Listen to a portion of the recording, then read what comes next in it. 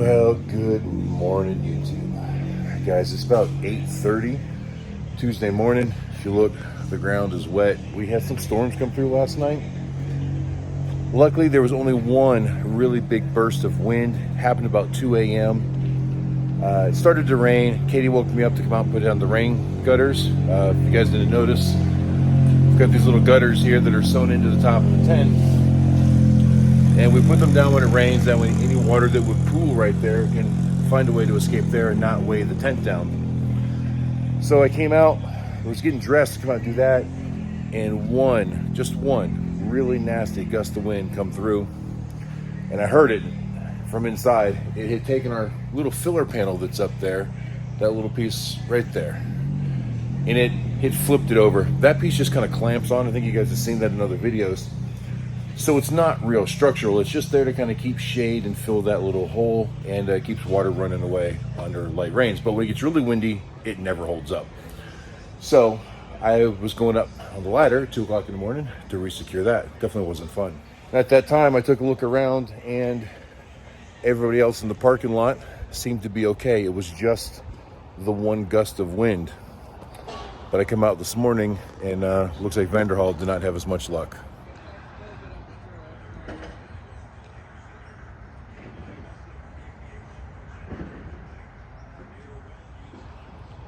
Now, when I was out here between 2 and 2:30, that wasn't like that. I'm assuming the way it's buckled, that it wasn't from that gust of wind.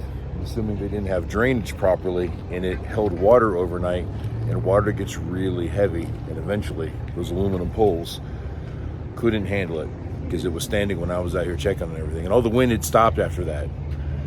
In fact, my panel didn't even come back off, so it couldn't have gotten windy again after that. Had to be from the weight of the water.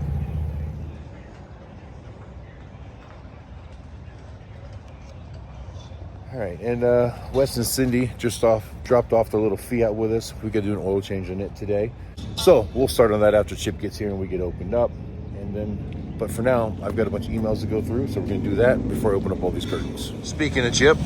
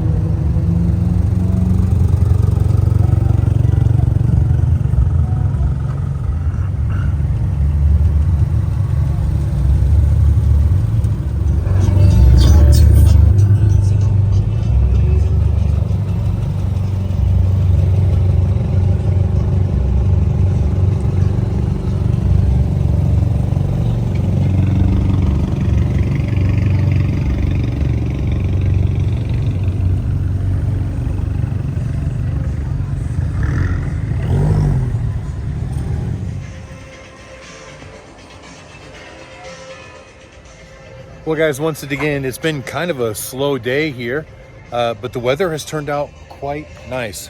We've only done 2 Can-Am oil changes now. Chip is over there working on Laura's bike. And unfortunately, it looks like there's going to be more storms coming this afternoon. So right now it's about 1 o'clock, a little earlier than 1, I think. But about 3 o'clock or so, they're saying some good chances, some pretty nasty thunderstorms, some high winds, possibly even the threat of tornadoes. So I think Laura is packed up a little bit just to make sure that she doesn't get too much damage. And we're kind of keeping an eye on it. So if it comes in, we can batten down the hatches pretty quick. But that ride you saw going out earlier, that was, I guess it was a ladies' ride going out to Devil's Tower or something like that. And then, of course, the Vanderhall Slingshot guys, you know, those 3-wheel cars, they all went out with another ride. You see the Vanderhall had to make a few adaptations. They took the entire awning down and just threw a couple pop-ups up there. So at least they're still hanging out and not going home.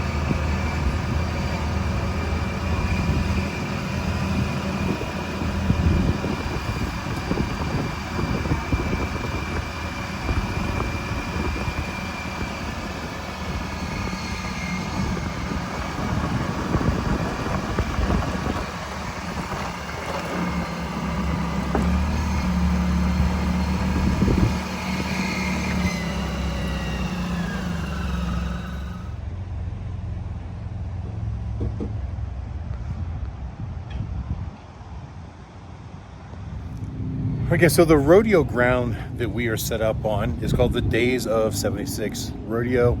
And then right here next to it, adjoining, is the Days of 76 campground. Now, I don't normally do campground reviews or information. I leave that for the Bob and Tam channel because that's what they do. But a viewer yesterday had specifically requested some information on this because they're going to be coming and staying here, I guess. They said the berm, which I'm assuming is going to be this area right over here behind me, is the berm where they allow tent camping.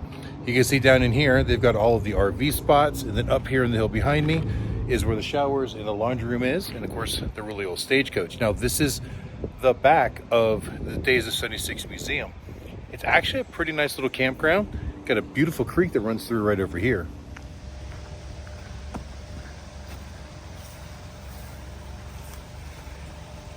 Now, it's actually a little bit cloudy today because of all that rain we had last night, but normally it is just crystal clear. And that runs all the way down along the side of the campground. And this way it runs all the way up behind where all the vendors are, well, all except for us and Vanderhall, but back by where West Ascendia runs right behind them. It's really pretty. So hopefully that gives you kind of an idea of where you're gonna be, those of you that wanted to know. But that's the berm right up here. There were some tents up here last night, but I think those people may have gone, but I'm sure there'll be more.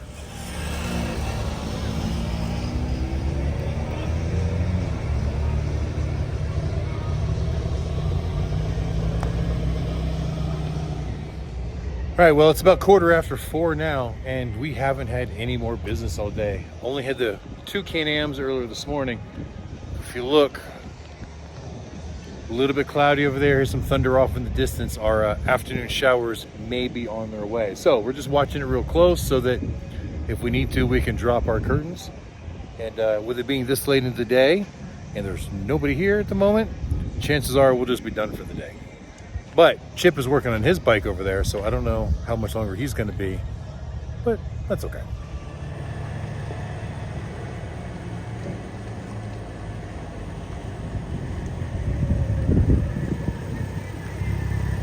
Look what I got, honey!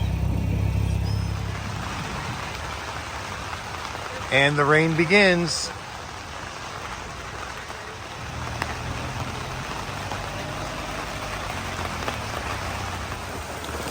Hi guys, a little hard to see, but now the little chunks of hail are falling. Just tiny ones, like pea-sized.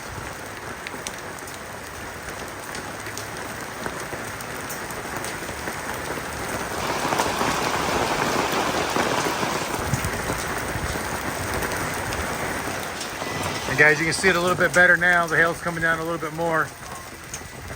What's funny is the way it's hitting the awning, if you listen carefully, it sounds like popcorn popping. Well, now it's getting hard, so you can't tell anymore.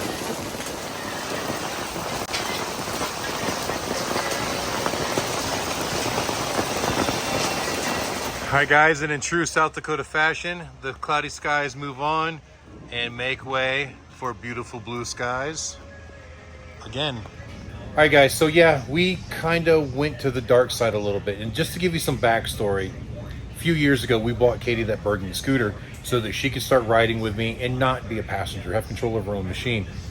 That didn't last very long. She had a pretty bad accident right in the early stages of her learning how to ride, and that caused some definite medical issues, and she hasn't been able to really support the weight of a motorcycle since, so she's only been riding with me, but she's really wanted to ride again. So a couple years ago, she started talking about getting a Can-Am, and I was like, I don't know. I really didn't like the idea of Can-Am because, you know, they are not motorcycles, they're snowmobiles with tires. But with her disabilities, it really seemed like the right thing. We'd even considered a Harley trike, but when you look at the cost and how many miles she's going to put on it and the weight, this thing's actually smaller, lighter, and faster, and way cheaper. So we did it. We bought her a Riker, and it's now hers, and I think she's really happy. So also, for those of you who don't know, tomorrow is Katie's birthday, July 12th, and she's turning the big 5-0. I don't feel the big 5-0. Yeah, though. so this is kind of her birthday present as well. And we just decided, you know what, we'll wait to get the Mini Cooper for a little while, and we'll wait to buy my new Road Glide. We'll just put her first this time, and let her have something we enjoy. But still a tax write-off. So this is it. It was one of the units that they had over there the other day that we saw. It's a 2020. It only has 3,000 miles on it. In fact, yesterday when I rode it, it didn't have 3,000 miles on it. Today it did. Few people have ridden it other than me, obviously, but all in all, it's basically a brand new unit for the most part. I mean, 3,000 miles is nothing, but it's fun. So it's a 900cc. They make the Rikers in two sizes, a 600cc and a 900cc. We opted for the bigger one. That way she can get on the interstate and have fun with us if need be, but at least this way she can't fall off. And these are 100% automatic. She doesn't have to shift. So you see that little pink lever right there? When it's forward like that, it's in forward. She can clip it with her toe and pull it back this way, that way, and it will put it in reverse. All right, and Katie's very first accessory on her new ride, I almost want to call it a motorcycle, but her new power sports device is a Vision X phone holder. You could just call it a Riker. It's a power sport device.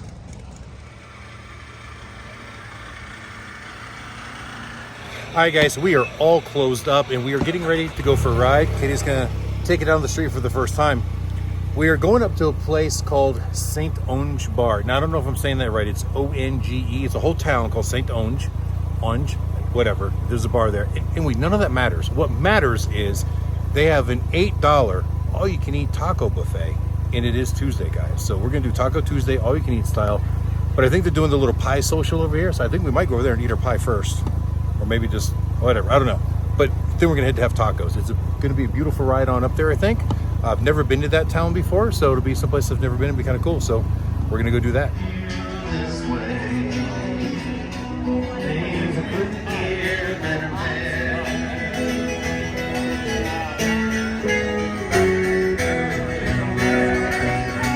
Yes, I'm breathing here, better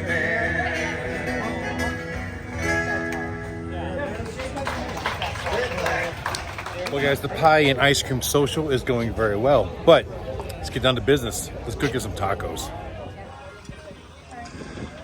Hi, guys. I made it to the St. Onge Bar, and Chip should already be here. I think Laura's already here, and we're going to go inside and get some tacos. And Katie made it all the way on her new power sports machine. Riker.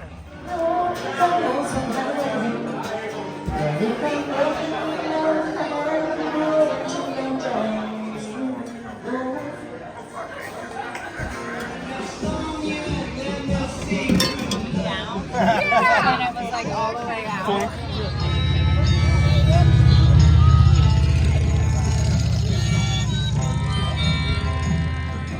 Hey guys, check out this really cool cloud. It's a view from the St. Onge Bar.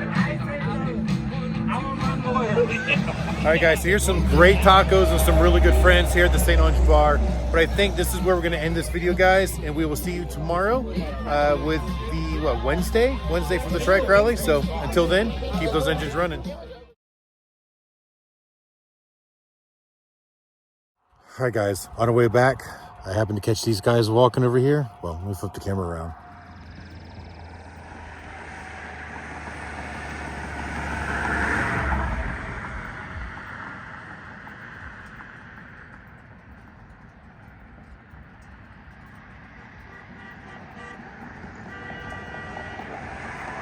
So there's like 5 or 6 of them right there. There's a few more right up around the bend. I had to whip around and come back and see them. Hi guys, I'm only about an 1/8 of a mile up from where I was. Let me check him out right here, literally right on the side of the road. There's a couple more up there. Just chilling and hanging out.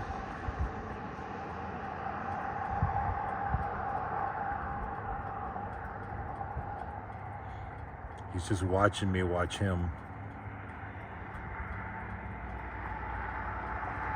Hey guys, this one over here is crossing the road. Another one hanging out over there on the other side. Yeah, there's a bunch of them out here today. Check him out, making his way up the hill.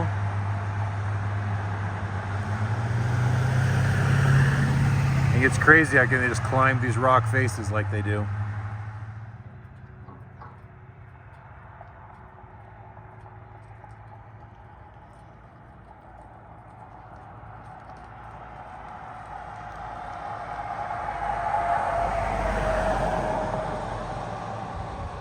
Wow, guys, look, way up there.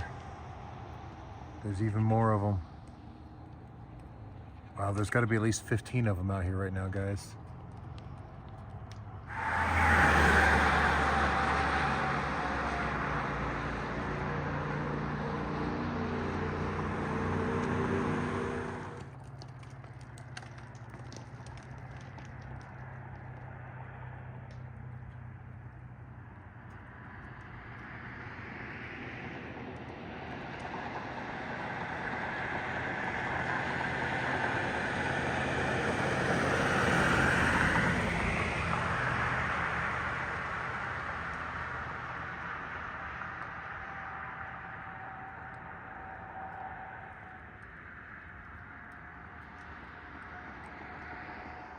It looks like a mama up there on the top with a couple babies.